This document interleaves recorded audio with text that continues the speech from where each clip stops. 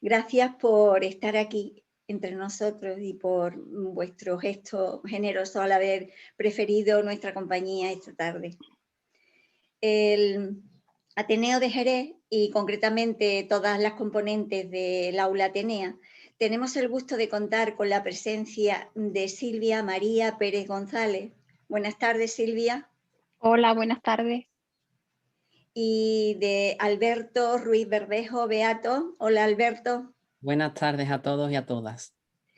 Pues están aquí amablemente y se han prestado a colaborar con nosotros en este empeño de profundizar y divulgar el aporte de la mujer en la historia, en el arte, en la cultura, en la ciencia, en la vida. Cuanto más ahondamos en nuestros estudios sobre la mujer y reflexionamos sobre los hechos, más queda en evidencia el desconocimiento que tenemos de aquellas que nos han precedido. Y más palpable nos queda que somos fruto de ese pasado oculto y desconocido.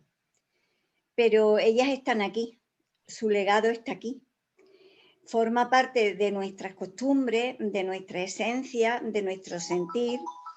Solo tenemos que descorrer el velo de la historia, amar lo descubierto y aprender de las lecciones que nos proporcionan.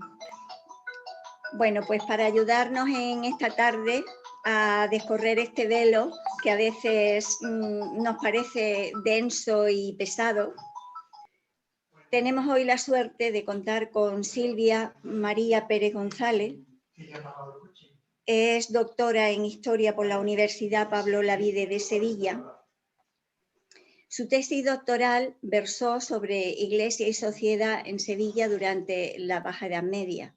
Actualmente es profesora titular en el Departamento de Geografía, Historia y Filosofía en el área de Historia Medieval de la Universidad Pablo Olavide de Sevilla. Además, tiene en su haber estancias de investigación en la Universidad de Lisboa, Oporto, Sheffield y University College de Londres. Es miembro de varios proyectos de investigación aplicada, desarrollo e innovación. Con la Universidad de León, el proyecto Construir la ciudad. Con la de Barcelona, Paisajes monásticos. Y con la Complutense, Ciudades en el Reino de Castilla. Tiene diferentes publicaciones recientes en revistas especializadas y es además directora del proyecto sobre reglas de cofradías andaluzas durante el siglo XVIII. Alberto Ruiz Verdejo Beato es graduado en Humanidades y doctorando del área de Historia Medieval de la Universidad Pablo de Olavide. Miembro del Centro de Estudios de Investigación de la Religiosidad Andaluza. Ha sido mención del jurado en el concurso de monografía Archivo Hispalense 2020 con la obra titulada La Hermandad de la Veracruz de Sevilla en el siglo XVII, aspectos sociales y económicos a través del análisis de sus libros de hermanos. Es autor también de varios artículos científicos recogidos y publicados en diversas revistas especializadas. También es codirector del Congreso Mujeres y Hermandades, la feminización del mundo cofrade. Y además es secretario científico de la revista Bajo Guadalquivir y Mundos Atlánticos del Servicio de Publicaciones de la Universidad Pablo de Olavide. Con ellos pasaremos una tarde interesantísima hablando de las manifestaciones de las religiosidades femeninas laica en Andalucía a finales de la Edad Media. Doy la palabra con esto a Silvia María Pérez González. Yo tengo que empezar en nombre de los dos, de Alberto y mío, pues dando las gracias al Ateneo por habernos invitado a dar esta conferencia, una conferencia que se ha dilatado en el tiempo porque Concha contactó conmigo el año pasado para darlas por esta fecha. Pero claro, la situación de la pandemia pues nos ha obligado a retrasarla bueno, pues no hay ningún problema, la damos esta tarde y encantado. Y por supuesto le tengo que dar las gracias a todas las personas que nos están siguiendo y nos están viendo al otro lado de la pantalla. Se lo decía Concha, es como un poco, o Jesús, como los artistas, ¿no? Necesitamos al público para ver sus caras, para sentir su energía, sus sensaciones. Pero bueno, la tecnología nos permite hacer este plan B y, como yo siempre digo, solo las especies que se adaptan sobreviven. Nosotros vamos a hablarles de mujeres, de mujeres en la Andalucía de finales de la Edad Media, que es un tema no muy estudiado por muchos motivos que iré desglosando en la introducción. Y también en esta introducción pues les voy a situar en qué posicionamiento histórico estamos nosotros, porque la historia se puede trabajar desde distintas ópticas y el tema de la mujer no deja de ser polémico, está muy influenciado por las ideologías, por posicionamientos personales, que no debería ser, porque la historia, como cualquier otra disciplina científica, exige la objetividad de sus investigadores. Y nosotros tratamos de hacer eso, de ser objetivos y de situar a la mujer bajo medieval, que es una mujer de la que se tiene una imagen bastante oscura, porque no es fácil encontrar documentación sobre ella, aunque solo requiere paciencia.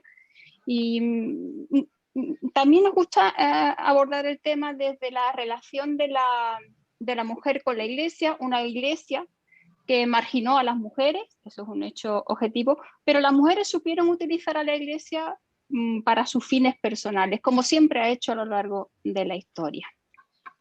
Entonces, Alberto, le tengo que decir a Alberto que pase la diapositiva, porque al ser dos personas, solo él controla el PowerPoint, no podemos controlarlo desde los dos.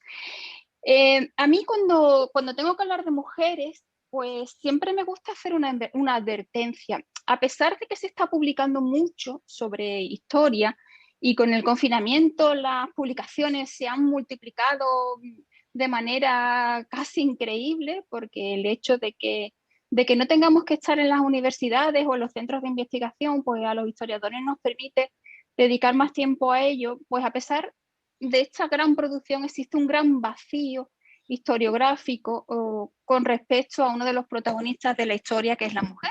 Y esto es una gran contradicción, ya lo señaló el profesor Cepeda Adán, porque la mujer constituye la mitad, incluso algo más de la mitad de la población. La razón puede parecer evidente: la mujer está fuera de los campos de batalla, fuera de los centros de decisión política, y su puesto pues estaba en el hogar y su vida estaba dedicada a la familia. Es cierto que se ha reconocido su papel y su influencia, pero se ha reconocido, y se lo he querido ejemplificar en esa frase que tienen ustedes ahí: detrás de un gran hombre hay una gran mujer. A mí me parece una frase que es bastante contundente, porque no permite a la mujer realizarse por sí misma, sino que esa mujer tiene que actuar y tiene que hacerse ver a través de un hombre cuando no es necesario. Y esto llevó a lo que una historiadora norteamericana, Mary Nash, denominó la invisibilidad de la mujer en la historia. Alberto, siguiente. El panorama en cuanto a los estudios de la mujer, estudios históricos de la mujer, empieza a cambiar a partir de los años 60, con una segunda oleada de feminismo que revitalizó el interés histórico por los sectores femeninos de la población. Sin embargo, yo no me identifico con una corriente histórica que se llama la nueva historia de la mujer, que está muy relacionada con el feminismo contemporáneo. Y no nos identificamos por una razón evidente, porque nosotros no consideramos que para estudiar a la mujer se tenga que crear unos marcos teóricos y una conceptualización distinta a la de los hombres. Las mujeres no pueden ser estudiadas como un ser aparte, diferente de los hombres, sino que los métodos y los conceptos tienen que ser los mismos que para el estudio del sector masculino de la población. Tampoco coincido con los historiadores que siguen haciendo hincapié en la victimización histórica de la mujer, porque es que esta perspectiva tiene mucha subjetividad. Y la historia y la subjetividad no casan bien, la historia como disciplina científica. ¿Por qué? Porque desde el subjetivismo se está trasplantando ideologías actuales al pasado. Y esto es una de las cuestiones que más ponen en peligro el verdadero conocimiento histórico. Les voy a poner un ejemplo. Hace poco estuve yo en un tribunal de un trabajo fin de grado sobre cómo se veía la mujer en las películas americanas de los años 50. Y todo el discurso de la persona que había hecho ese trabajo fin de grado era que se daba una imagen de una mujer oprimida, aplastada por la sociedad patriarcal, pero esto no es así. Estamos viendo a la mujer de los años 50 en Norteamérica con esquemas actuales. Para esas mujeres, que muchas de ellas habían estado trabajando en las fábricas de la guerra, cosiendo paracaídas, ocupándose de los pertrechos militares, el que pudieran tener una casa con una lavadora, con un frigorífico, con un coche, era una mejoría notable en su vida.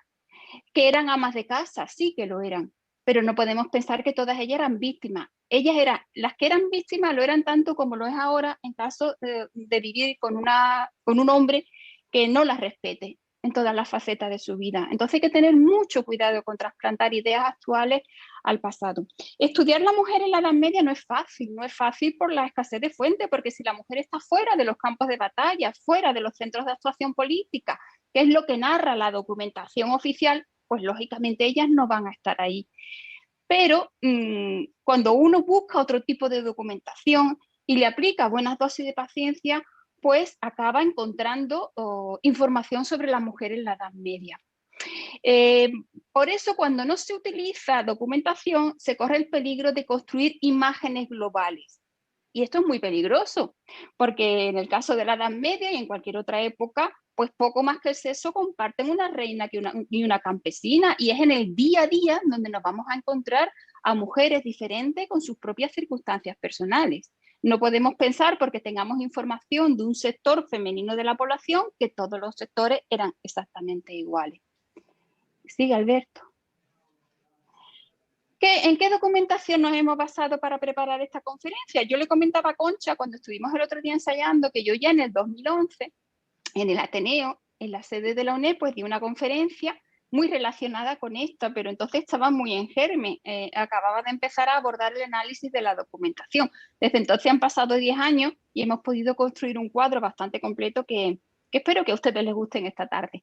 Nosotros nos basamos en dos tipos de fuentes fundamentales. Uno son los protocolos notariales, que tienen ustedes un ejemplo de un protocolo notarial, del cual después Alberto hablará, porque es uno de los pocos documentos donde una mujer dirige una cofradía, es priosta, que es el cargo equivalente a los hermanos mayores en la Edad Media, y por otro lado hemos utilizado las reglas de cofradías. Yo les voy a dar un consejo académico. Cuando ustedes lean un trabajo de historia, miren en las notas al pie de página las citas documentales.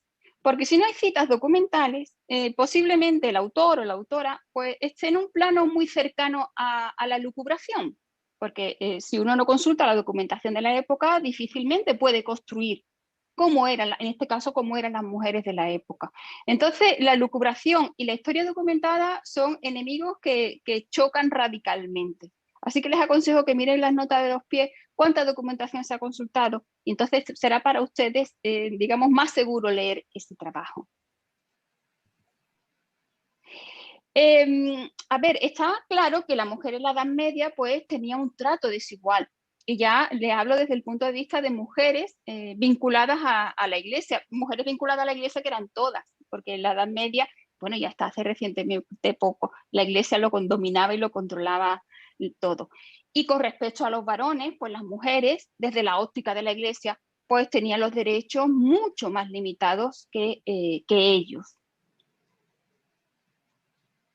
Pero siempre hay excepciones, siempre hay pequeños lugares por donde salir de ese encorsetamiento. Y hubo mujeres muy hábiles que fueron capaces de encontrar esas grietas del sistema y construirse amplios márgenes de actuación en su vida diaria y en su vida cotidiana, de tal manera que hubo ámbitos en los que tuvieron el privilegio de gozar de los mismos derechos que los varones y asumiendo las mismas responsabilidades. Y en esa iglesia, les recuerdo a ustedes que Santo Tomás de Aquino del siglo XIII se planteaba si las mujeres tenían alma, si eran un ser humano completo. Pues en esos márgenes las mujeres hábilmente, utilizando su inteligencia, supieron convertir a la religión en su mejor aliado para el desarrollo de sus libertades personales. Evidentemente, la Iglesia, cuando una de estas mujeres pues, abandonaba la norma, actuaba especialmente cuando ya no era una mujer, sino que ya eran colectivos visiblemente reconocidos por la sociedad. Pero a favor de las mujeres medievales, es decir, que los mecanismos de control de la Iglesia antes del Concilio de Trento, es decir, antes de 1563, pues no eran muy eficaces. Y eso es lo que les permitió pues, el desarrollo individual a muchas mujeres. Y ahora va a empezar Alberto hablándole de las cofradas. Exactamente. Vamos a comenzar hablando de la participación femenina en las cofradías, en las hermandades. Dicha participación ha sido puesta en entredicho en numerosas ocasiones, ya que se ha utilizado esta duda para justificar determinados prejuicios actuales en base a supuestas ideas pretéritas que realmente carecen de todo tipo de base documental. De hecho, no son pocas las personas que siguen dudando que el término cofrada sea válido.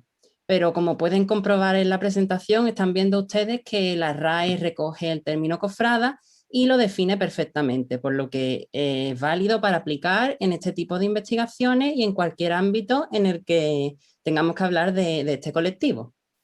Por ello, en el presente trabajo, en la presente parte del trabajo, pretendemos ofrecer unas ideas, unas pinceladas generales de cómo era la participación de estas mujeres en las cofradías, centrándonos principalmente en las corporaciones del Reino de Sevilla, fundamentalmente de la ciudad de Sevilla y de Jerez de la Frontera. La base documental que utilizaremos para ello serán las reglas de las cofradías, aunque como ha adelantado Silvia, daremos algunas pinceladas de los protocolos documentales, con los cuales hemos podido complementar esta información oficial que los estatutos de las cofradías nos proporcionaban. Aún así, se trata de un tema poco estudiado que cuenta con pocos trabajos que aborden en profundidad la cuestión. La propia profesora Silvia ha estudiado la documentación notarial y ha ampliado estos datos relativos a lo que proporcionan los estatutos. Contamos también con otros trabajos anteriores de la doctora Muñoz Fernández y para el caso de Málaga con los trabajos de Paloma Sánchez Domínguez, los cuales ofrecen una visión bastante genérica de lo que es el fenómeno. Las reglas que hemos empleado están comprendidas en dos publicaciones fundamentales para esta cuestión. Son el catálogo de las 119 reglas de hermandades y cofradías andaluzas y el catálogo de las 122 reglas de cofradías y hermandades andaluzas. El primero de ellos aplicable para los siglos XIV, XV y XVI y el segundo para el siglo XVI también y para el XVII. No obstante, nuestro marco temporal comprenderá la horquilla de años que va entre 1336 y 1545. En estos siglos, sobre todo en el XV y en el XVI, no encontramos ninguna ruptura en lo que a términos de religiosidad popular se refiere.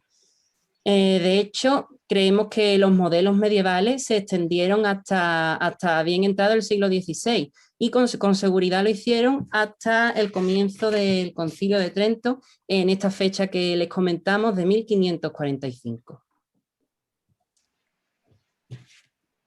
¿Cuáles eran las formas de participación de las mujeres en las cofradías?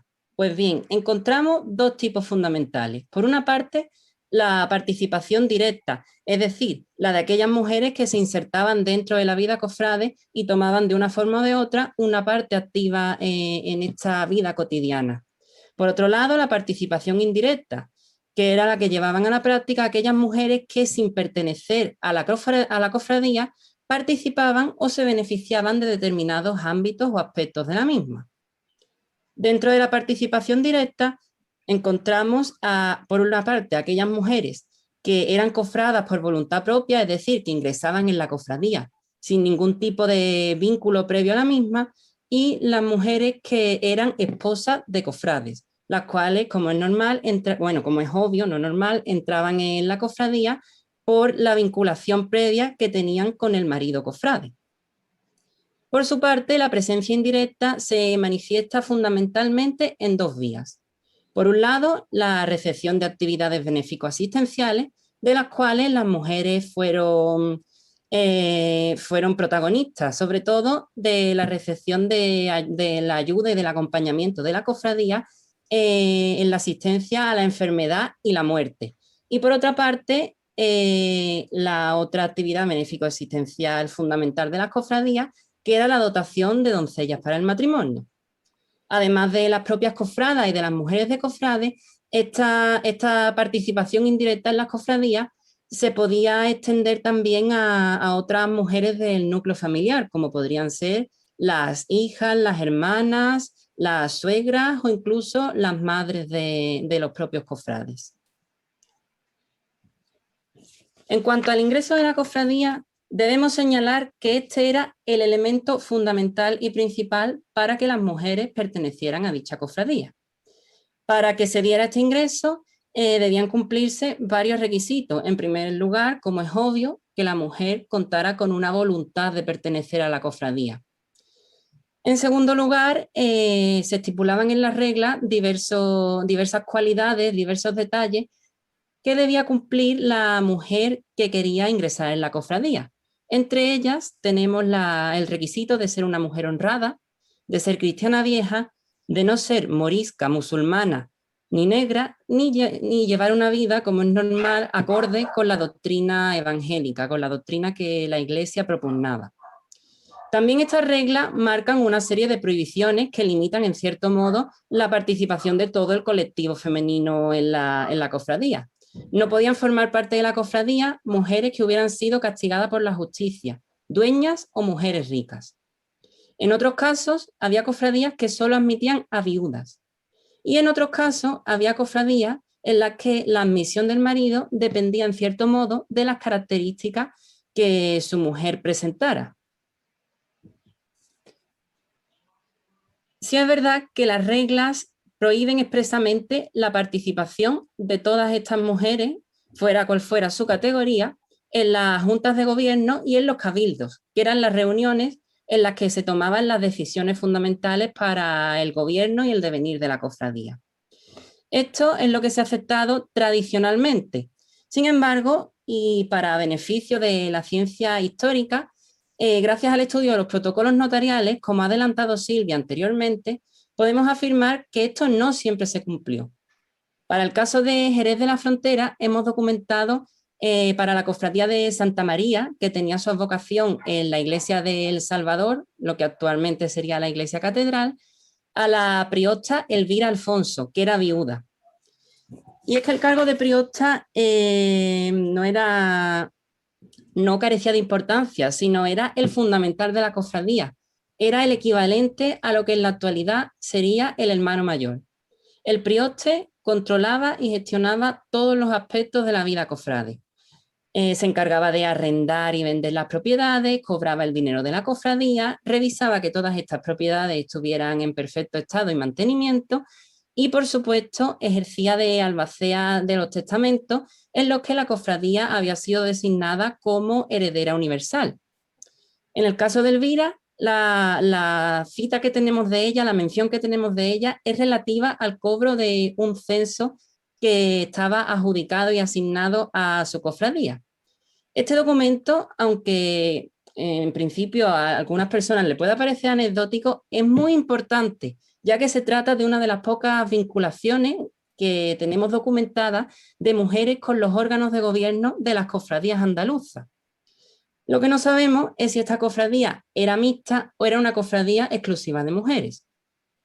Además, recientemente, Miguel Ángel Baños ha desvelado en su trabajo de final de máster la presencia de otra mujer, Catalina Guzmán, en uno de los cabildos de la cofradía de San Sebastián de Camas, pese a la prohibición expresa de la regla de 1572 de que estas mujeres participaran en dichos cabildos, lo cual supone otro gran avance en este campo.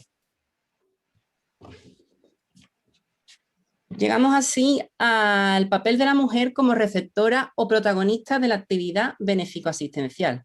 Como hemos dicho previamente, en el caso femenino, esta se canalizaba en dos vías: la asistencia en la enfermedad y la muerte y la dotación de doncellas. Respecto al primer apartado, la asistencia en la enfermedad y la muerte, debemos apuntar que en las cofradías existía la obligación de que todos los hermanos y cofrades velaran y acompañaran a los hermanos y cofrades que estuvieran enfermos. Además, en muchas de ellas era fundamental que estos hermanos le dieran limosna a los enfermos de la cofradía si era el caso de que fueran pobres. Además, si el hermano no mejoraba y finalmente acababa falleciendo, existía un claro protocolo en la cofradía para actuar tras la muerte del hermano. En primer lugar, los cofrades debían acudir a la casa del hermano a velar su cadáver durante las horas posteriores al fallecimiento. Una vez terminaba el velatorio, este cadáver era acompañado por los propios hermanos de la cofradía hasta la iglesia o lugar de enterramiento donde se depositaría el cadáver. Por ello, la corporación contaba con diversos enseres como andas y ataúdes en los que se llevaban los cuerpos y gracias a los cuales se ponía en práctica este ceremonial. Si el cofrade fallecía fuera de la ciudad, el resto de hermanos tenían la obligación de acudir a recibirlo a las puertas de la ciudad. Y si el cofrade fallecía en la ciudad, pero mandaba enterrarse extramuros o en otra ciudad o núcleo urbano, los propios hermanos lo acompañaban hasta la puerta de la ciudad. Además, la cofradía distinguía fundamentalmente entre dos tipos de categorías de entierro. Por una parte, los enterramientos de cabeza mayor, que son los que recibían los cofrades y cofradas, por supuesto, y las mujeres de cofrades. Y por otra parte, los enterramientos de cabeza menor, que eran los que recibían el resto de familiares, como hijos, padres y demás familiares, que estuvieran a cargo del cofrade, pero que no fueran hermanos en primera línea. En estos casos, los de cabeza menor, sí que era frecuente que se les diera una menor cobertura de misas, oraciones y ceras, pero la atención básica, que era el acompañamiento en la muerte y en el entierro, sí que se les proporcionaba igualmente. Además, en lo relativo a las mujeres de los cofrades, puede resultar llamativo que se les dé el mismo trato que a los cofrades y cofradas de primera línea, pero debemos tener en cuenta que al formar parte de ese matrimonio, ellas tomaban parte de un todo global que era la cofradía, por lo que era lógico que sus derechos fueran similares a los de sus maridos. Esto fue así en la mayoría de corporaciones, pero sí es verdad que hubo otras que destinaron a estas mujeres de cofrades pues menor número de misas o menor número de ceras. Solo hemos documentado una cofradía en la que no se enterraba a las mujeres de los cofrades, por lo que el porcentaje que esta corporación representa es meramente anecdótico. Respecto a la dotación de doncellas, debemos apuntar que las opciones vitales principales con las que el colectivo femenino contaba en la Edad Media eran dos, o el matrimonio o el ingreso en un convento. Para ambas cosas, la mujer necesitaba una dote. Por lo tanto, desde que eran pequeñas, eran educadas en la importancia de esta dote. Y para muchas de ellas, el hecho de contar con la dote y con el aparejo de materiales y de dinero necesario para fundar un hogar, se convertía prácticamente en una obsesión. Este es el motivo de que sea una de las principales aportaciones y ayudas de la cofradía respecto al colectivo femenino. El procedimiento para que la cofradía concediera una dote tenía tres fases fundamentales. En primer lugar, la doncella que aspiraba a la dote solicitaba a la cofradía que quería ser beneficiaria de una dotación de la corporación. Existían determinados requisitos que son descritos en la regla para aquellas mujeres que aspiraban a obtener una dote de la cofradía. Entre ellos destacaremos tres: que fueran mayores de 16 años, es decir, que estuvieran en edad casadera; que fueran cristianas viejas, es decir, que tuvieran antepasados cristianos y no estuvieran recientemente convertidas; y que fueran vecinas de la ciudad en la que radicaba la cofradía. Además, solían tener preferencia las hijas, hermanas o sobrinas de los cofrades. Una vez que la solicitud había sido vista en cabildo, los cofrades determinaban si el aspirante cumplía con estos requisitos. Y si así era, la visitaban en su hogar para constatarlo y le concedían finalmente la dote y el ajuar. Además, se comprometían a acompañarla el día de su boda. Fíjense ustedes que era tal la importancia de este ajuar que en muchas corporaciones era expuesto durante los días de Jueves y Viernes Santo, es decir, dos de los momentos fundamentales del calendario litúrgico de las cofradías. En otras hermandades el ajuar se componía de dinero y de un manto de lienzo blanco o de un paño blanco para fabricar este lienzo, el cual estas jóvenes portarían en su enlace matrimonial. Era muy frecuente que las procesiones y las festividades de entrega de estas dotes y de estos ajuares se dieran el 8 de diciembre, fecha de la Natividad de la Virgen María. En esta festividad solía tener lugar una procesión y tras la misma la propia doncella, las propias jóvenes recibían en el altar de manos del sacerdote el ajuar que vestirían el día de su boda y que aportarían al hogar familiar a través del enlace matrimonial. Finalmente, el último aspecto que debemos abordar relativo a la presencia femenina de las mujeres en las cofradías es su participación en los cultos. En líneas generales, podemos decir que la participación en los cultos es uno de los aspectos en los que existe mayor igualdad entre el colectivo masculino y el colectivo femenino. Ahora bien, estamos hablando de cultos internos. No sucedía lo mismo con la procesión de disciplina. La procesión de disciplina era la estación de penitencia, como es conocida en la actualidad, que muchas cofradías realizaban durante los días de Semana Santa, obviamente con unas características específicas que en muchos casos no se mantienen hoy día. El rasgo fundamental es que en esta procesión de disciplina algunos cofrades se disciplinaban, es decir, se autoflagelaban y derramaban sangre en conmemoración de la pasión de Cristo para compartir su sufrimiento, y los cofrades de luz que portaban cera y acompañaban a los disciplinantes atendiéndolos en el caso de que tuvieran alguna necesidad. Es muy probable que hasta el Concilio de Trento tanto los hombres como las mujeres tuvieran libertad para disciplinarse en estas procesiones. Sin embargo, a partir de la segunda mitad del siglo XVI, es decir, a partir de la celebración del Concilio de Trento, se empiezan a detectar en las reglas las primeras prohibiciones expresas para que las mujeres no participaran como cofradas de sangre en las procesiones.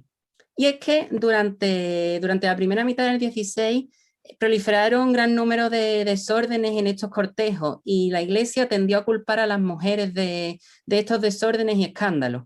Por ello, a partir de esta fecha, como he dicho, se les prohíbe participar como cofrades de sangre y solo se las deja acompañar al cortejo en algunos casos, siempre desde fuera y siempre con la cabeza descubierta para que no pudieran, supuestamente, no sabemos si es así, cometer este tipo de escándalos.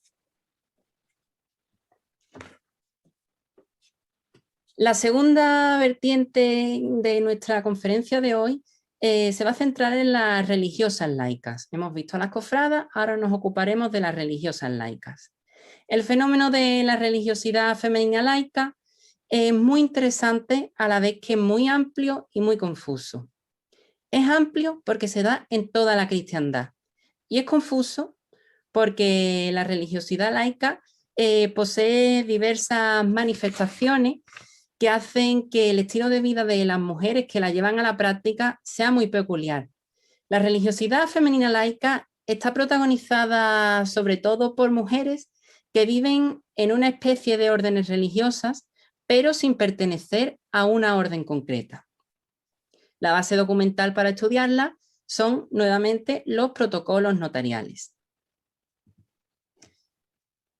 Hay distintas formas de manifestación de la religiosidad femenina laica. Para el caso de Andalucía, las formas que detectamos son las emparedadas, las terceras y las beatas. Las razones para que estas mujeres eligieran estos peculiares estilos de vida pueden ser muy diversas. Está claro que el componente religioso debió tener un peso importante a la hora de que estas mujeres eligieran estas formas de vida. Pero analizando casos concretos, podemos afirmar que si estas mujeres desecharon el ingreso en una orden o en un monasterio, lo hicieron porque querían ser dueñas de sus destinos, querían tomar sus propias decisiones y no querían someter estas decisiones a otras formas de institucionalización como eran las propias de la entrada en un convento o un monasterio. Como hemos apuntado, el primer tipo de religiosa laica que vamos a abordar son las emparedadas. Comenzaremos por su definición. Podemos decir que una emparedada es una mujer que para lograr un mayor grado de contemplación o por penitencia se encierra en una celda de por vida tapiando la entrada. A partir de que esta entrada es tapiada, su único contacto con el mundo pasa a ser una ventana que se abre al exterior de la celda. Por esta ventana, las emparedadas reciben comida de la caridad pública, lo cual se convierte en el único sustento físico y material de estas mujeres. Además, estas celdas solían estar adosadas a las paredes de las iglesias, de los templos parroquiales. Por ello, en estas paredes también practicaban otra ventana a través de la cual la emparedada que estaba en la celda podía seguir los oficios divinos y podía comulgar y tomar el alimento espiritual. Sin embargo, en el caso andaluz, la definición de emparedada precisa de determinados matices que las hacen especiales respecto a las emparedadas del resto de Castilla. Cuando este fenómeno llega a Andalucía en el siglo XIII, las formas de religiosidad basadas en la reclusión voluntaria estaban prácticamente en decadencia, por lo que en Andalucía se dan con unas características diferentes al resto de Castilla. Las emparedadas de Andalucía viven en emparedamientos, que siguen estando junto a las parroquias y templos. Sin embargo, no están encerradas en celdas, sino que dentro de estos emparedamientos viven en comunidad. Viven en una comunidad formada por diversas emparedadas. Además, no reciben alimento ni sustento fruto de la caridad pública, sino que estas emparedadas tienen libertad para salir y entrar del emparedamiento y emprenden diversas actividades económicas y contactos con el resto de la sociedad, gracias a las cuales pueden subsistir y pueden llevar una vida bastante decente e independiente. Estos rasgos son constatables, sobre todo a partir de la condena que el arzobispo sevillano Diego Hurtado de Mendoza estableció en el Sínodo de Sevilla de 1490. Está claro que si en este sínodo el arzobispo prohíbe la salida y entrada de las emparedadas, de los emparedamientos, era porque éstas estaban incumpliendo su aislamiento en los emparedamientos, era porque no estaban aisladas en una celda. Además, estableció que en dichos emparedamientos no entrara ninguna persona ajena a los mismos si no era con su permiso exclusivo. La pena de si esta norma se incumplía era la excomunión mayor y sobre todo la más importante, que la propia emparedada perdiera su emparedamiento. Sin embargo, esta disposición parece que no fue efectiva, por lo menos hasta mediados del siglo XVI, que es la fecha hasta la que ha llegado nuestro estudio. Poseemos diversas referencias a las emparedadas durante el siglo XV, solo que son bastante escuetas. En algunos protocolos se menciona la limosna colectiva, los emparedamientos, y hemos documentado también algún caso en el que se ha donado algún flos santorum a algún emparedamiento. Por ejemplo, el párroco de San Miguel de Jerez de la Frontera donó al emparedamiento de dicha parroquia uno de estos Flos Santorum. ¿Qué es un Flos Santorum? Un libro que narra las vidas ejemplares de santos. Intuimos que la intención de este párroco fue que las emparedadas siguieran el ejemplo de estos santos y que corrigieran de algún modo esta vida más libre que llevaban en Andalucía. En el siglo XVI, en la primera mitad, sí que las menciones son un poco más ricas. Hemos documentado, por ejemplo, algunos pleitos. Claro, el hecho de estar inmersas en la sociedad y de pertenecer a esta sociedad hacía posible que estas emparedadas entablaran relaciones con los miembros de la sociedad y, por supuesto, que de estas relaciones surgieran desacuerdos y algunos pleitos. Juana Cordero Menor, una emparedada en un emparedamiento cuyo nombre desconocemos, llevó, por ejemplo, hasta la Chancillería de Granada un pleito que ella emprendió y para gestionar este pleito contrató incluso a diversos especialistas.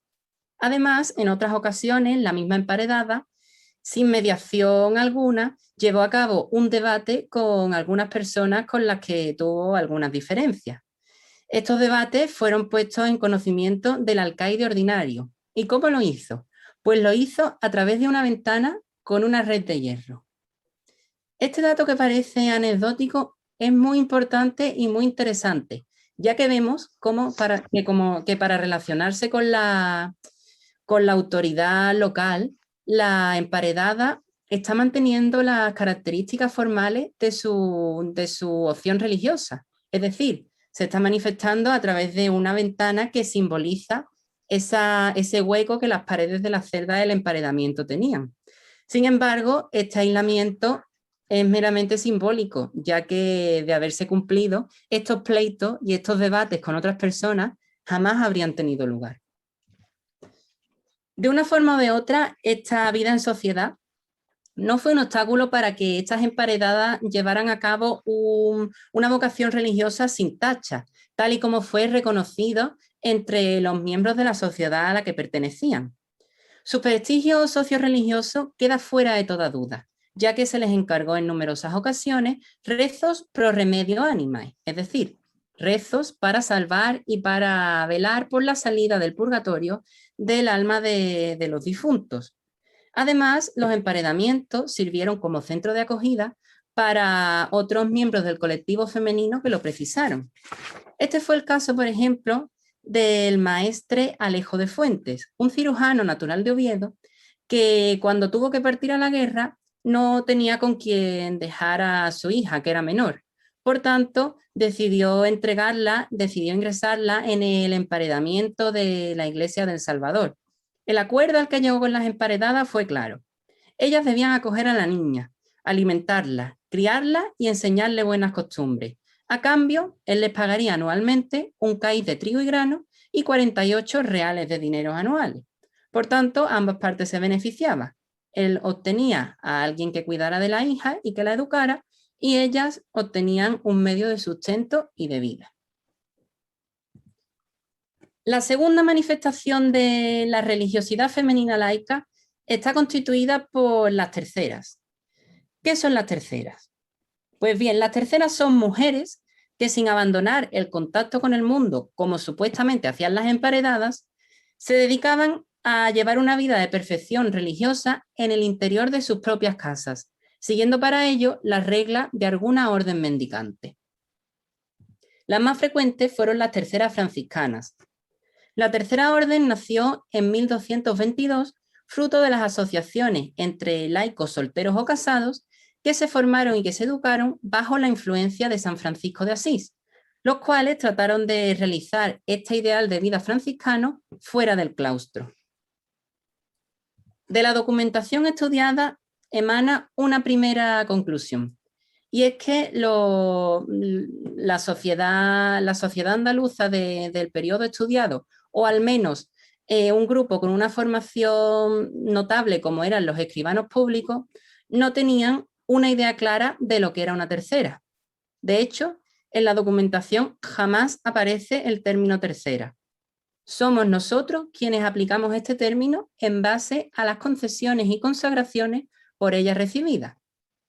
Contrariamente, en la documentación se utiliza indistintamente la denominación de beata o freilas, lo que evidencia esta indefinición.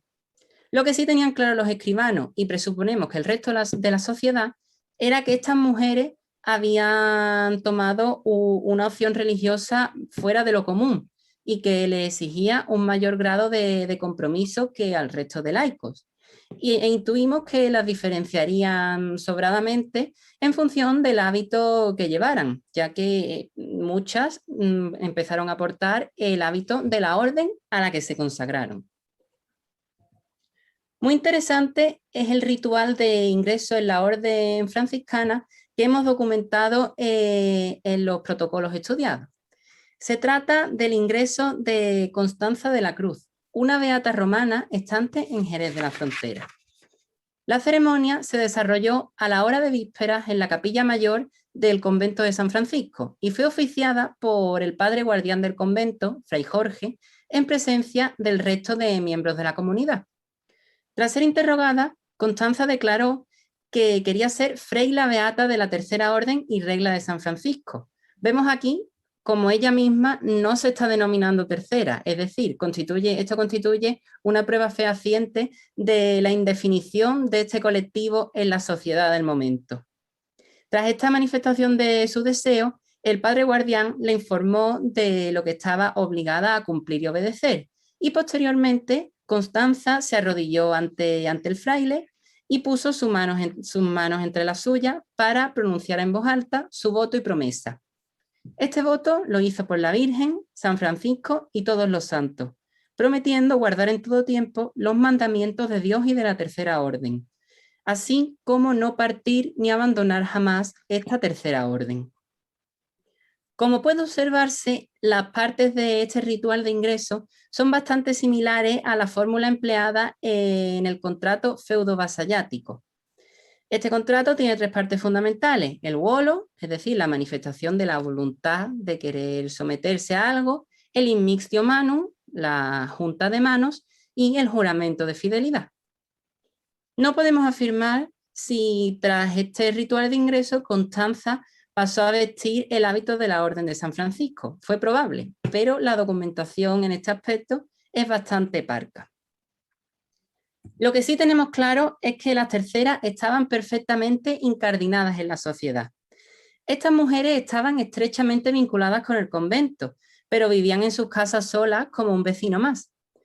Por otro lado, esta estrecha relación con la sociedad a la que pertenecían les granjeó un prestigio socio-religioso notable, como ocurría con las emparedadas, y a ellas también se les encargó el rezo de mandas pro remedio animae e incluso se las nombró como albaceas testamentarias, lo cual les daba bastante margen de actuación y era darles una responsabilidad bastante destacada en la sociedad del momento.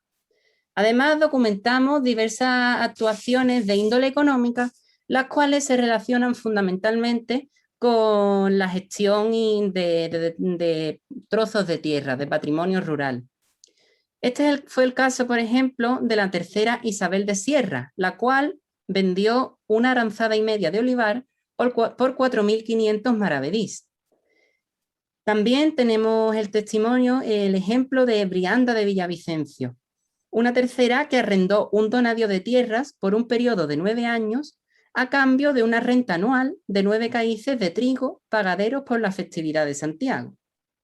Además, hemos documentado a otras terceras que llevaron a cabo diversos sistemas de crédito como la compra de rentas, la cual describirá Silvia posteriormente aplicada al caso de las beatas.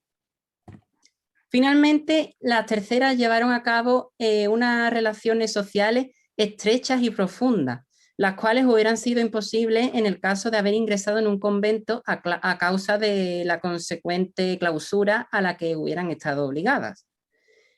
Muy especial debía ser la relación entre María Rodríguez, una tercera, y la hija de su sobrino, a la que dotó con 5.000 maravedís para su matrimonio, los cuales la hija del sobrino debía obtener del negocio al que la casa de la tercera sería sometido tras su muerte. Resulta interesante y curioso que una mujer que había optado por una forma de vida tan particular como era ser tercera, contribuyera a que su sobrina cumpliera con lo esperado de una mujer, con su opción vital tradicional, que era el matrimonio. No sabemos cuáles fueron las razones que la movieron a ello. Quizás es que la hija del sobrino no tenía una vocación religiosa suficiente como para ser tercera. O quizás es que tras una vida como tercera pues María Rodríguez se dio cuenta de que a pesar de que la condición de tercera le dotaba de beneficios y de independencia, habían sido también bastante las trabas que intuimos que una mujer en solitario tuvo que afrontar en la sociedad de su tiempo. Les dejo a continuación con Silvia, que va a seguir explicándole la tercera manifestación de la religiosidad femenina laica, las beatas.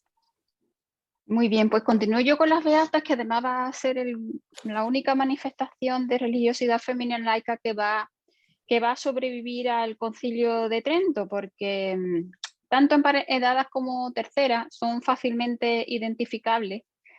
Con lo cual, cuando la Iglesia empieza a poner su foco de atención en estas mujeres, a las que denominaba mujeres sueltas, ciertamente eran mujeres sueltas, no estaban sometidas a ninguna norma ni a ningún varón, pues acabó con ellas progresivamente y solo sobrevivieron las beatas. Les voy a poner un ejemplo de esta eliminación de estos grupos de mujeres, concretamente en el caso de las terceras.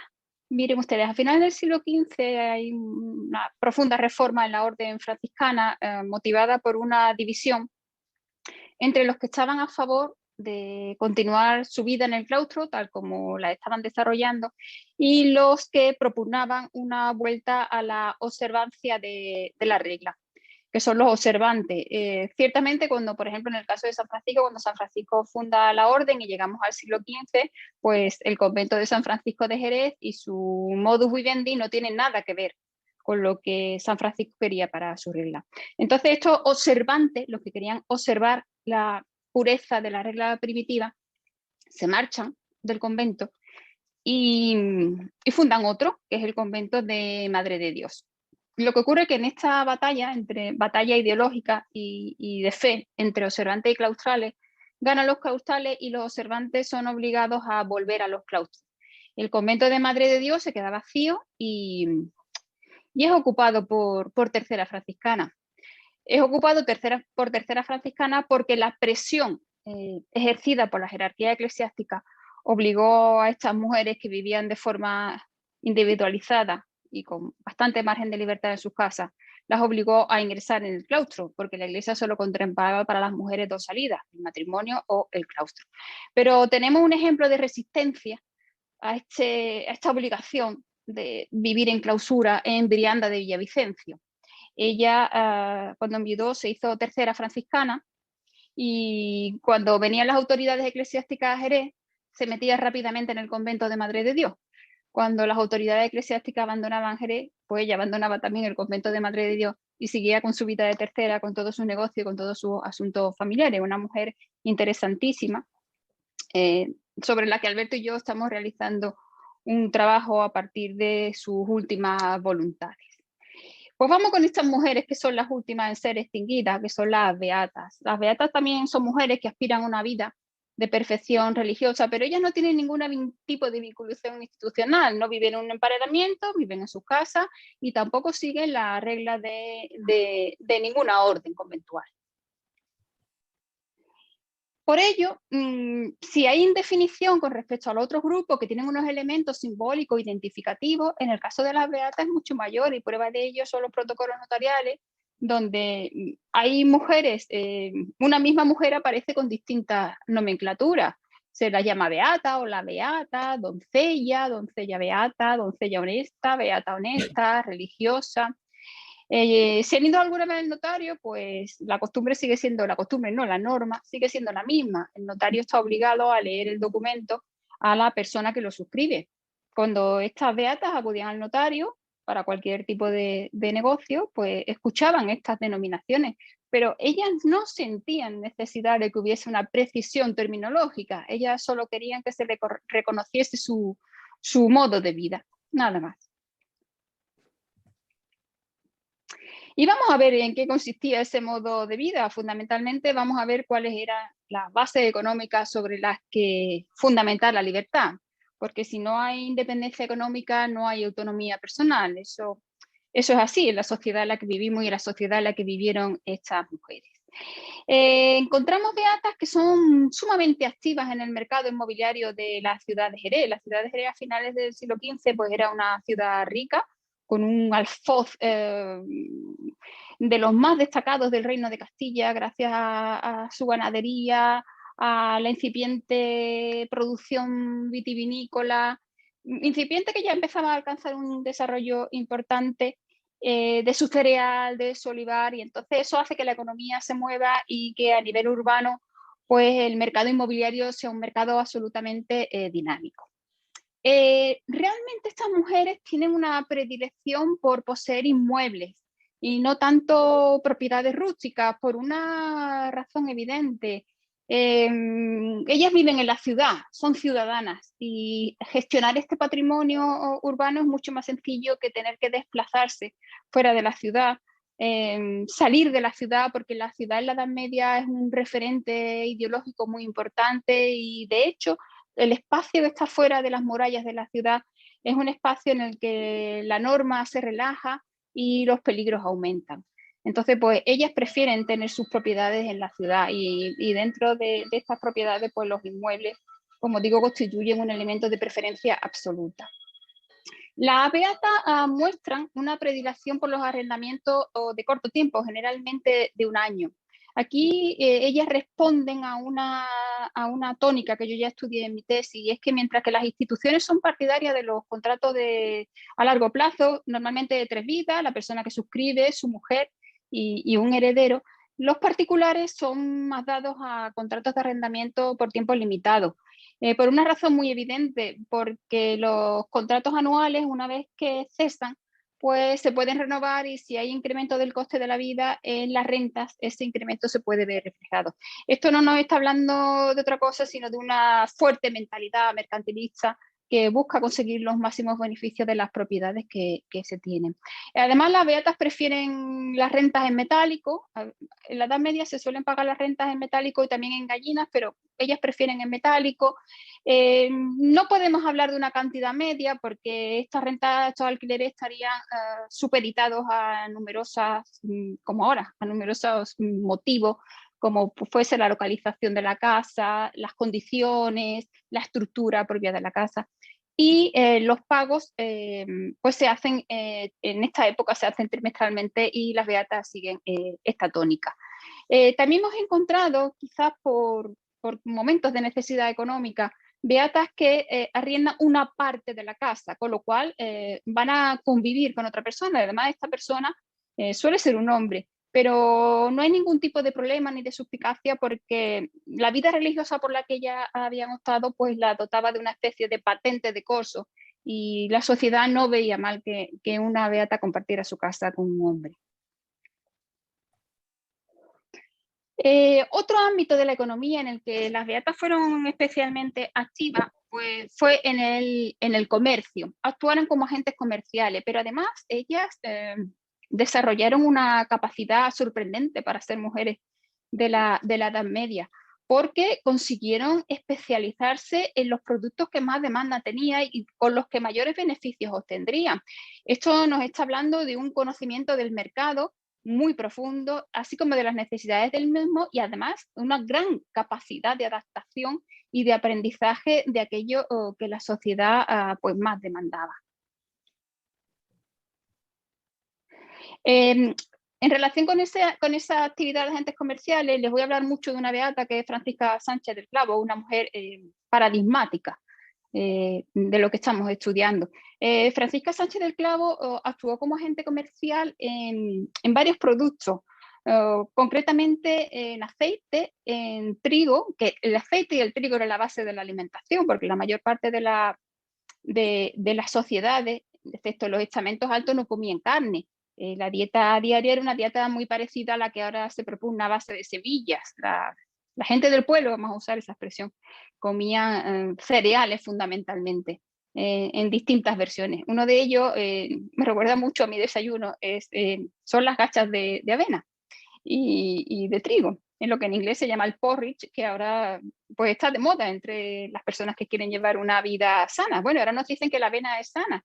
Yo recuerdo cuando las nueces eran enemigas del colesterol y ahora son buenísimas. En fin, esto va por moda y por propaganda comercial. Además de como agentes comerciales, las beatas también, pasa Alberto. Las beatas también participaron de una actividad que estaba condenada por la Iglesia. Condenada por la Iglesia por usura, es el préstamo a interés. La Iglesia condenaba estrictamente el obtener beneficio a partir del dinero. Pero las beatas, igual que otros miembros de la Iglesia, yo he documentado clérigos que prestan a interés, las beatas supieron ocultar esta actividad. De hecho, los documentos son un poco confusos porque la actividad se quiere ocultar, pero estamos sin lugar a dudas ante un préstamo a interés. El porcentaje del interés pues es alto. En esta época el porcentaje del interés ronda el 10%, pero de todas formas era bastante más barato que los judíos porque los judíos prestaban al 33%. Pero si ahora fuéramos un banco y nos prestaran al 10%, pues posiblemente no podríamos asumir el interés. Y los préstamos mayoritariamente son en dinero, pero también se hacen dinero en especie. Por ejemplo, Francisca Sánchez del Clavo, como ella era comerciante de trigo, pues prestaba trigo y a cambio pedía la devolución del trigo, por supuesto con unos cuantos caices más, que era el interés que se llevaba por este préstamo. Y aquí ya les voy a hablar de ingeniería financiera, al que las beatas supieron sacarle el máximo provecho. Cuando llegamos a finales del siglo XV, me voy a centrar en Jerez, pues la economía monetaria se había desarrollado extraordinariamente. Cuando hablo de economía monetaria, es esa economía que se basa en el dinero y no en el trueque de productos, que nos está hablando de un estado económico bastante más primitivo. Pero este desarrollo de la economía monetaria ocasionó una subida de los precios. Subida de los precios que no benefició a toda la población por igual, lo que se tradujo en que el poder adquisitivo de muchas personas con la subida de los precios pues se viese sensiblemente menguado. Ay, perdón. Debo de haber saltado una diapositiva. Entonces, tenemos por un lado una población que necesita dinero, necesita préstamos de dinero, pero por otro lado resulta que el volumen de metal en circulación, de las monedas en circulación, era muy bajo y eso crea una quiebra económica muy importante. Entonces se van a poner en marcha distintos sistemas de crédito basado en la siguiente fórmula. Un propietario vamos a utilizar los créditos hipotecarios sobre inmuebles, un propietario necesitado de dinero, pues entra en contacto con un capitalista, es decir, una persona que tiene el dinero para prestarlo. Hay que ser muy hábiles para eludir la condena de la Iglesia por usura y ello va a obligar a poner en práctica distintas fórmulas y una de estas fórmulas es la compra de rentas. La compra de renta consiste en lo siguiente. Es una hipoteca, es decir, la persona propietaria de un inmueble, una casa, una tienda, incluso los solares también se hipotecan, pues le pide el préstamo a una persona. Esa persona le entrega la totalidad del dinero prestado y el bien que sirve de garante para el préstamo es la casa. La casa o la tienda, lo que en ese momento se hipoteque. El beneficio para la persona que presta el dinero es que la persona que recibe el préstamo va a pagar a perpetuidad. Es decir, imaginamos que una persona presta 10.000 euros y el pago son de 1.000 euros anuales. 1.000 euros no, perdón, maravedís. Me he confundido de moneda. 10.000 maravedís a 1.000 maravedís anuales. En 10 años el préstamo estaría cancelado. Pero ¿dónde está el interés? El interés es llevar la deuda a perpetuidad. El negocio era absolutamente rentable para el prestamista, porque además de que iba a cobrar a perpetuidad, en caso de que la persona que recibía el préstamo no lo pudiera pagar o muriese, el inmueble pasaba a manos del prestamista. Y de nuevo tenemos a Francisca Sánchez del Clavo, que fue una de las grandes practicantes de este sistema de la compra de renta. Y también tenemos protocolos donde nos informa de este procedimiento en el que la persona que recibía el préstamo no le pudo pagar el dinero y ella se quedó con la casa. Casa que arrendaba con esos contratos anuales que renovaba una vez concluido el periodo y que incrementaba según los costes de la vida.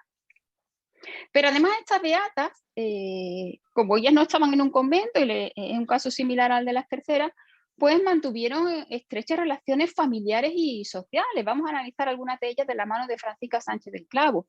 En su testamento, que es interesantísimo, pues ella tiene un recuerdo para muchos de sus familiares, para los que encarga misas y distintas celebraciones por sus almas. Pero además, en el caso de Francisca, ella no renunció a algo que le estaba absolutamente vetado a las mujeres solteras, como era la maternidad. Ella nos cuenta en su testamento que había recogido un niño de 4 años y una niña de 7 años del Hospital de la Sangre. Yo me lo creí cuando leí su testamento, pero luego un día reflexionando, me lo creí y lo publiqué incluso, reflexionando y pensando, porque yo cuando voy por la calle, cuando pienso en estas personas que nos precedieron, pues me di cuenta de que Francisca me había engañado, porque en el Hospital de la Sangre no había niños y además Francisca dice en su testamento que deja tanto dinero a la niña como al niño, pero se le deja a una persona del puerto para que el dinero lo multiplique y se ocupe de los niños. Mi conclusión a la que llegué es que los niños eran de Francisca y ella dijo que lo había sacado del Hospital de la Sangre, pero seguramente el padre de esos niños era este señor del puerto al que ella le deja el dinero. Y también pues tiene una preocupación por los niños, concretamente por su formación, y le pide a los sobrinos que en el caso del niño pues lo pongan en algún taller para que aprenda un oficio, y en el caso de la niña pues que le enseñen buenas costumbres, buena educación y que se preocupen por la dote para su matrimonio. Otra mujer que luchó por tener una vida diferente, pero seguramente se dio cuenta de las dificultades de ser independiente y prefirió que su hija pues se casase. Y muy interesante, Alberto, pasa. Sí, se ha quedado. Ay, se ha quedado. Se ha quedado ahí. Muy interesante y que nos ayuda a comprender esta forma de vida religiosa es la relación que Francisca mantuvo con el convento de la Merced. Ella, por ejemplo, cuando necesitó dinero, porque los conventos también prestan, no piensen ustedes que solo algunos elementos de la sociedad cristiana practican el préstamo a interés pese a la condena de la Iglesia, no, lo hacen muchas instituciones y particulares dentro de la Iglesia. Cuando necesitó dinero, el convento de la Merced se lo prestó y ella también le prestó dinero a la Merced cuando ésta lo necesitó. En la Merced tenía a su padre espiritual, que era su confesor, Francisco de Mendoza, y en su testamento pues le deja algo muy interesante, porque es muy difícil encontrar datos sobre estos temas, me estoy refiriendo a la historia de arte, porque a Francisco de Mendoza le dejó un lienzo pintado. Y también ella, cuando dicta sus últimas voluntades, pues pide ser amortajada con el hábito de la Merced, es decir, había una vinculación muy estrecha entre esta beata y el convento de la Merced. Entonces yo le preguntaba a Francisca, porque yo les acabo preguntando a estas personas, pero Francisca, ¿por qué no te hiciste tercera mercedaria? Pues la respuesta está en su vida. Si Francisca hubiera ingresado en la orden tercera mercedaria, pues hubiera estado supeditada a la orden de alguna manera, y ella no quería ningún tipo de supeditación, ella quería seguir siendo libre y autónoma, y así lo demostró a lo largo de su vida. Y bueno, para ir concluyendo, como les digo, la jerarquía eclesiástica puso el punto de mira en estas mujeres sueltas y acabó disolviendo los grupos de emparedadas y los grupos de... Perdón, oigo una voz. Los grupos de emparedadas y los grupos de tercera, y algunas beatas sobrevivieron, como Miranda de Villavicencio, que les he dicho. Y bueno, aunque en la actualidad las católicas han conocido algunos progresos en su posición dentro de la Iglesia, sin embargo, y el Papa Francisco está haciendo avances que yo considero importantes, pues lo que no podemos poner en duda es que las católicas siguen sometidas a una legislación eclesiástica de carácter claramente androcéntrico y excluyente de las mujeres. Las mujeres están muy excluidas de las funciones directivas dentro de la Iglesia. Con lo cual, desgraciadamente, el camino pues es largo. Antes de conseguir la igualdad entre hombres y mujeres en una iglesia, la católica, que ignorando ese trato equitativo que su fundador Cristo dio a las mujeres, cuando Cristo resucita, pues aparece una mujer Pues ha ignorado estas premisas absolutamente y la Iglesia Católica pues, ha ido privilegiando a sus miembros masculinos a costa de la marginalización de los femeninos. Muchísimas gracias. Muchísimas gracias, Silvia, y Alberto, por vuestra disertación interesantísima. Yo tenía una pregunta para ustedes. Vamos a ver, a mí esto de las emparedadas me ha hecho me ha dado muchísimo que pensar porque no conocía el caso. Y además me hago la siguiente pregunta. ¿Por qué las emparedadas en Andalucía eran más libres? ¿Podían salir y entrar? ¿Hay alguna connotación social que lleve a pensar en alguna determinada característica diferente? Sí, Andalucía era la zona más rica del Reino de Castilla. No es lo mismo ser emparedada en Sevilla o en Jerez que ser emparedada en un pueblo de Ávila. Como he repetido a lo largo de la conferencia, al tener una base económica amplia, pues dota de autonomía y de libertad. También es que esas formas de emparedamiento estricto son propios de los siglos XI, XII y XIII, y Andalucía, el Valle del Guadalquivir se conquista en el siglo XIII. Entonces las formas de reclusión estricta están en decadencia, como ha dicho Alberto, están en decadencia y bueno, se mantiene como, bueno, tenemos un ejemplo muy claro, la Semana Santa andaluza, que tiene la misma base ideológica y de creencias que la de Valladolid, es igual que la de Valladolid. Desde luego que no. En Andalucía todo pasa por un filtro diferente, porque sin caer en el determinismo geográfico, el vivir en una región rica, Andalucía siempre ha sido rica, era la Bética añorada por los romanos, por los griegos, por los andalusíes. El vivir en una región rica ofrece muchas posibilidades. Muy interesante, muchísimas gracias. Me ha encantado y me ha abierto vuestra ponencia y realmente me ha abierto los ojos porque como todos hemos tradicionalmente pensado y vosotros mismos habéis reflejado, pensaba que la mujer no tenía otro camino en la Edad Media, incluso hasta no hace mucho tiempo que el matrimonio del convento. Y se suponía que las que eran independientes, las más independientes, las que querían tener una vida más independiente o cultural o afectiva o de otra manera, se iban al convento. Pero es cierto que estaban bajo la égida de la orden y de las superioras eso es cierto. Y claro, esto yo no lo conocía, esta tercera vía no la conocía y creo que pocas de nosotros lo conocíamos. Entonces, os agradezco mucho que nos habéis abierto los ojos. Me ha llamado la atención, Silvia, una cosa que has dicho al principio, un par de cosas que has dicho al principio. Una es la forma de ver los temas del pasado, de observar, de evaluar los temas del pasado con una visión de hoy. Es cierto, no se debe, o sea, no es una visión de hoy la propia para entonces, pero entonces estás equivocando el tema, pero una cierta deriva también del hoy también hay que llevarla, me explico. Es como si yo para evaluar la situación higiénica de las ciudades o pueblos de la Edad Media no tuviera una visión respecto a la higiene y respecto a lo que eso supondría en salud, por ejemplo, si no la tuviera desde hoy. A eso me refiero. Entonces, desde ese punto de vista, desde un punto de vista, digamos, actual, te pregunto, ¿las mujeres no han estado o no se han reflejado? ¿O ha habido mujeres como ahora mismo vosotros? Porque yo últimamente en todos los campos veo muchísimos casos de mujeres que han luchado mucho por independizarse, por desarrollarse, por ser artistas, por ser escritoras, pintoras, astrónomas, físicas, yo qué sé, en montones de campos. Sin embargo, el de la mayoría de ellas no ha quedado rastro. Entonces eso yo me pregunto, ¿no hay una intención declarada siempre y perpetua de taparlas? Me pregunto, os pregunto, para eso sois historiadores vosotros, claro. Sí, yo no creo que no haya una intención clara de taparlas, como que no había interés.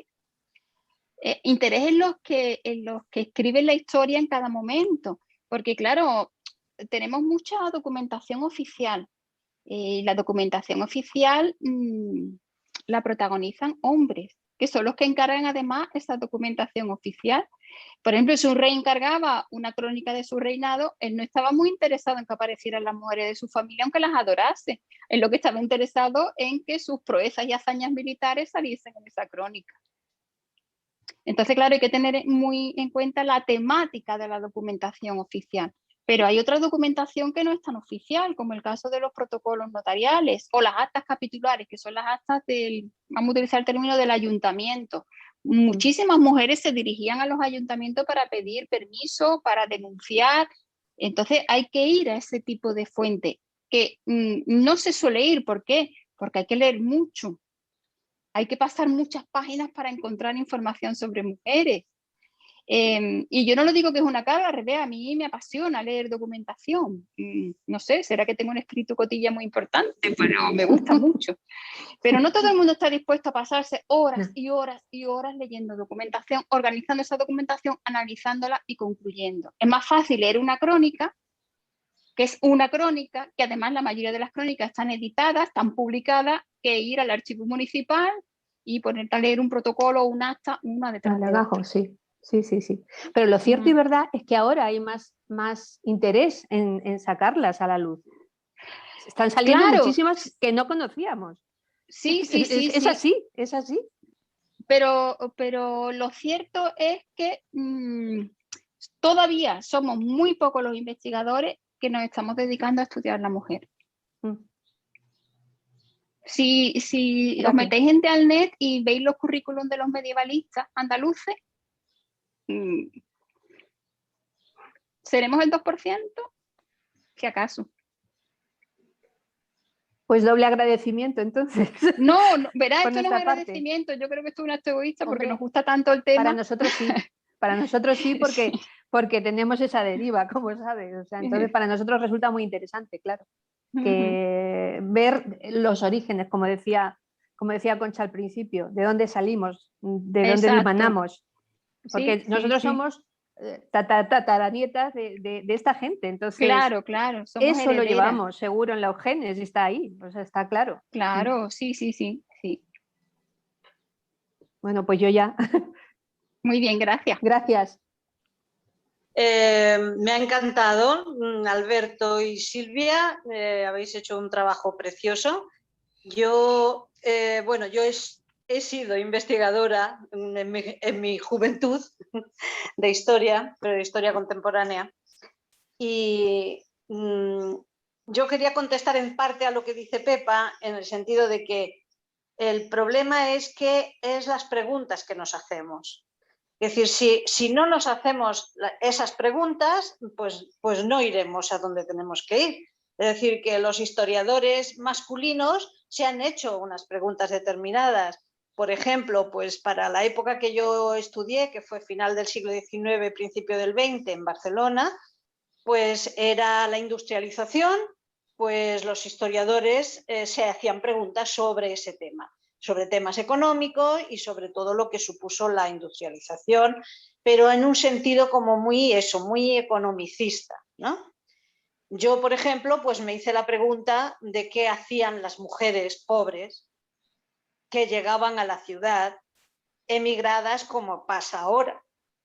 Pero eso no se lo hizo mucha gente y de hecho en ese momento fue cuando empezamos algunas historiadoras a meternos en esta historia, ¿no? En esta historia de las mujeres que también con visión de ahora las hubiéramos crucificado porque abandonaban a sus hijos en los orfanatos, y cuando tú te acercas al archivo histórico que yo estuve trabajando, que es la Casa de Maternidad de Barcelona, pues te enteras de por qué esas mujeres dejaban allí a sus hijos y por qué era tan importante que hubiera un torno para dejar a los niños, porque el infanticidio era importantísimo en esa época en toda Europa. Era impresionante. Entonces, las casas estas de maternidad fueron muy importantes para eso. Así que a partir de la pregunta primera que yo me hice, ¿qué hacían las mujeres pobres que trabajaban en las fábricas y que estaban solas en la ciudad? Porque no olvidemos solas en la ciudad a principios del siglo XX, a final del XIX, era un peligro. Era un peligro. Entonces, eso es lo que de alguna manera yo quería contestar a lo que ha dicho Pepa. Las preguntas son muy importantes y por eso yo creo que, digamos que en cada momento histórico también las preguntas son diferentes, porque tampoco los historiadores actuales son la élite intelectual que era a principios del siglo XX. Los historiadores actuales provienen todos ya de familias trabajadoras que les preocupan temas que a lo mejor a un hijo de un notario de principio del siglo XX no le interesaba, ¿no? O sea que para mí eso sería importante. Y bueno, os felicito porque hacéis un trabajo muy bonito. Teresa, a tu favor te diré que es más fácil preguntar para la época contemporánea que para la medieval. Ah, por supuesto. Porque las fuentes se amplían maravillosamente. Claro que sí, seguro, seguro. Y mira, tú has nombrado a Merinás. Merinás fue profesora mía en Barcelona. Oh, es todo un privilegio. Sí. Pues muchas gracias. Nada, a ti por estar ahí y por preguntar e informarnos tan magistralmente. A ver, nos habéis hablado de una señora llamada Brianda, que yo ya, vamos, mi tatarabuela, y una tal Francisca Sánchez del Clavo, que estáis investigando sobre ella o que habéis investigado. ¿Podríais hablarnos algo y decirnos alguna pincelada así? Alberto, habla tú algo de Brianda. Pues estamos trabajando con el testamento de Brianda, que está en el Fondo Pilar Ponce de León del Archivo Municipal, y estamos estudiándolo principalmente desde el punto de vista religioso, y es una mujer apasionante, porque la familia Villavicencio, y sobre todo el núcleo familiar más cercano a Brianda, son unas personas tremendamente religiosas. Su vinculación con el convento de San Francisco es inmensa, desde la capellanía que sus antepasados fundan hasta las diversas dotaciones que Brianda va haciendo y que establece en el momento de su muerte. Brianda además era tercera franciscana, fue una de estas terceras que tuvo tanta relación con el convento de Madre de Dios que dijo Silvia, y la verdad es que tuvo que ser un hito en la sociedad de su momento, porque incluso algunos familiares se refieren a ella en el testamento como su señora y tienen un recuerdo especial para Brianda, encargándole misas concretas por su alma, ya que ella ya estaba fallecida. Además, contribuyó muy activamente con el convento, donando determinados materiales artísticos. Así que la verdad es que ese protagonismo en una mujer de su tiempo es inusual e inaudito, es algo sorprendente. Por eso nos apasiona tanto ella. Y todo esto lo sabemos en base a un solo documento, bueno, al testamento y algún protocolo. ¿Qué no haría esa mujer en su día a día que no ha quedado reflejado y que no ha llegado hasta nosotros? Sería una suerte saberlo, pero las fuentes, como ha dicho Silvia, son escasas. Hay lo que hay. Pero bueno, tenemos esperanza de que en los protocolos notariales nos aparezca Brianda. Y además a mí me gustaría subrayar esta idea del convento de Madre de Dios, digamos, como su joya de la corona, porque ella, aquí tenemos que ver unas redes de lazos espirituales femeninos solidarios. Ella, su preocupación en relación al convento es porque albergue a mujeres. Y ya, como he dicho a lo largo de la conferencia, ella actúa al margen de la jerarquía eclesiástica. El convento yo creo que es para ella una prolongación vital de su autonomía y de su independencia. De hecho, el testamento no lo guarda en su casa, el testamento le encomienda la custodia a la abadesa del convento de Madre de Dios. Interesante. Muchísimas gracias. ¿Y de Francisca? Nada. ¿Y de Francisca tenéis algo así reciente, fresco, encontrado? No, porque Francisca nos desaparece en la documentación después del testamento, así que posiblemente Francisca murió. Solo he dado unas pinceladas de ella, pero los negocios, bueno, yo encontré hasta que vendía una mula. Yo decía, a mí me toca una mula, me regalan una mula, ¿qué hago yo con la mula? ¿A cuánto vendo yo una mula? No tengo ni la menor idea. No, ella, el ganado es un mundo, el comercio de ganado es un mundo muy masculino. Pues ella se metió ahí. Si vendió una mula es porque vendió mucho más ganado, sin lugar a dudas. Pues sí, muchísimas gracias. A vosotros, siempre. De nuevo agradecer a Silvia y a Alberto todo esto tan entrañable que nos habéis expuesto y desearle que encuentren muchísima documentación y que su trabajo sea muy provechoso y que cunda para el beneficio de ellos, de vosotros y de todos los demás. Claro, y nosotros si no hacemos transferencia del conocimiento, pues carecemos de sentido en nuestra investigación. El conocimiento hay que devolverlo a la sociedad. Pues sí, es cierto. El conocimiento, si se queda para uno, ¿verdad? Es prácticamente estéril. Totalmente. Muy bien, muchísimas gracias. Y No, a todos no hay de los qué. que están Gracias. aquí, a todos los que están aquí, mandarles un abrazo grande y darles las gracias por habernos acompañado esta tarde. Y nada, Silvia, esperamos contar contigo en otra ocasión. Igual a Alberto. Sí, Aquí sí, tenéis sí. las puertas del Ateneo para cuando queráis exponer vuestras investigaciones, vuestras pesquisas o vuestras publicaciones. Alberto está empezando una tesis interesantísima del papel de la Iglesia como dinamizadora de la ciudad en el Reino de Sevilla. No solo nos estamos refiriendo a la construcción de edificios, sino cómo las pautas de actuación de la Iglesia, que no siempre se sometían a norma eclesiástica, como hemos visto, pues van a determinar la configuración de la ciudad en todos los campos de la vida ciudadana. Interesantísimo. Pues nada, Alberto, muchísimo éxito, que encuentres muchas cosas, que sea un trabajo redondo. Esperemos que sí. Muchas gracias. A vosotros. A vosotros siempre. Pues nada, terminamos nuestra tarde de hoy muy bien acompañado y un abrazo y un beso para todos. Eso, y que nos conozcamos en persona. Eso es.